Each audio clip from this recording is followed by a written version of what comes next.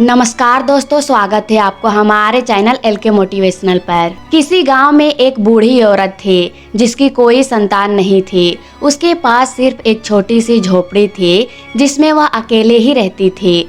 वह हर रोज जंगल में जाकर जलाने के लिए लकड़ी इकट्ठा करते जाती। एक दिन एक छोटा सा सांप उसकी लकड़ी के गट्ठर में घुस गया। इस पर उसने ध्यान न देते हुए बूढ़ी औरत ने लकड़ियों को अपने कंधे पर उठा लिया और घर लौट आई। जब उसने लकड़ियों को फर्श पर गिराया तो सांप बाहर निकल आया और वह सांप बिल्ली के साथ खेलने लगा।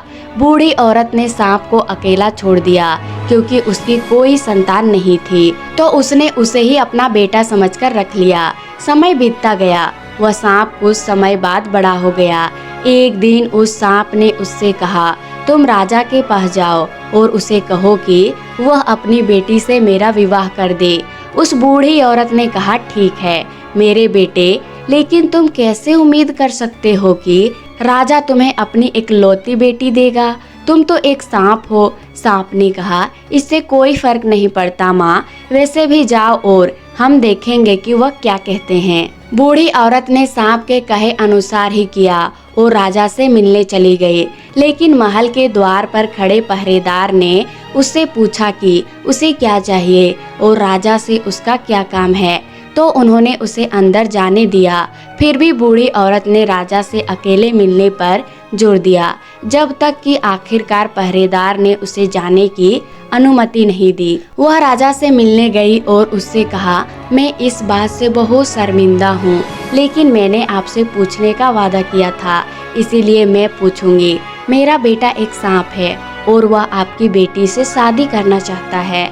जब राजा ने यह सुना तो वह क्रोधित हो गया और उसने बूढ़ी औरत को सीढ़ियों से नीचे धकेल दिया, जिससे उसका पैर टूट गया। वह लड़खड़ाती हुई घर लौटी और सांप को कोसने लगी क्योंकि वह अब अपंग हो चुकी थी। सांप ने उससे कहा, अपने पैर की चिंता मत करो, मैं इसे ठीक कर दूंगा, लेकिन तुम्हें अभी हार नहीं माननी चाहिए। फिर सांप ने एक अंगूठी निकाली, उस पर फूंक मारी और कहा, बूढ़ी औरत का पैर ठीक कर दो। तुरंत पैर ठीक हो गया। अगली सुबह सांप ने बूढ़ी औरत को राजा के पास वापस भेज दिया और वही हुआ। लात घूस और पिटाई के बाद उसने कसम खाई कि वह फिर कभी महल पर पैर नहीं रखेगी। तीसरे दिन सांप ने उससे कहा, फिर से राजा के पास जाओ, यह आखिरी बार है जब मैं तुम्हें भेज रहा हूँ। बुढ़िया पहले तो अनिच्छुक थी, लेकिन चूंकि सांप ने वादा किया था कि यह आखिरी बार है, इसीलिए वह राजा के पास वापस गई और उससे कहा, महाराज, मुझे अपने बेटे के लिए आपकी बेटी को पत्नी के रूप में लेना होगा, अन्यथा मैं बहुत बड़ी मुसीबत में पड़ जाऊंगी। राजा ने हंसते हुए उत्तर दिया, मैं अपनी बेटी को निम्नलिखित शर्तों के तहत आपके बेटे को दूंगा। कल तक आपकी झोपड़ी मेरी जितनी बड़ी महल बन जानी चाहिए। आपके दरवाजे से मेरे दरवाजे तक का रास्ता रेशम से बना होना चाहिए और 500 सेवक घोड़ों पर सवार होकर प्रतीक्षा कर रहे होने चाहिए, जो धरती पर मौजूद हर रंग और हर रंग के लिए एक हो। अगर आप कल सुबह तक यह सब कर सकती है तो मैं अपनी बेटी की शादी आपके बेटे से कर दूंगा। जब बुढ़िया ने यह सुना तो वह चली गई। इस बार उसे लात घुसे नहीं मारे जाने की खुशी थी। उसने सांप को बताया कि राजा ने क्या कहा था और सांप ने कहा, बस इतनी सी बात, सब कुछ समय पर तैयार हो जाएगा। आधी रात को सांप ने अंगूठे पर फूंक मारी और कहा, बूढ़ी औरत की झोपड़ी राजा के महल से भी बड़े महल में तब्दील हो जाए और झोपड़ी तुरंत महल बन गई। बूढ़ी औरत जो फर्श पर चटाई पर सो रही थी, अचानक खुद को असली बिस्तर पर पाती है, जिस पर नौकरानी के लिए घंटी भी लगी हुई होती है। सांप ने फिर से अंगूठी में फूंक मारी और कहा, हमारे दरवाजे और राजा के महल के दरवाजे के बीच का रास्ता रेशम से बुना जाए। और ऐसा ही हुआ।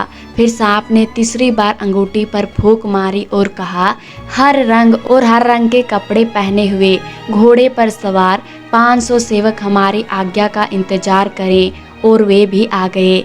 जब सांप ने अपना काम पूरा कर लिया तो वह सोने के लिए लेट गया। हालांकि ऐसा करने से पहले उसने घोड़े पर सवार सेवकों को घर के चारों ओर पहरा देने का आदेश दिया।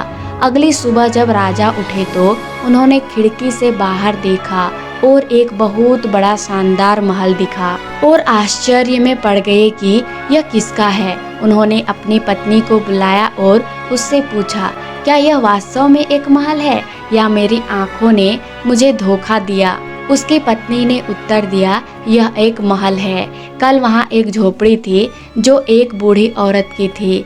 तब राजा को उन शर्तों की याद आई जो उसने बूढ़ी औरत से रखी थी और वे दोनों राजा और रानी बेचारी अपनी बेटी के भाग्य पर विलाप करने लगे। अब उसे सांप से शादी करनी होगी क्योंकि उन्होंने अपना वचन दिया था और उसे तोड़ नहीं सकते थे। दुल्हन को लाने का समय आ गया और घुड़सवार तैयार हो गए।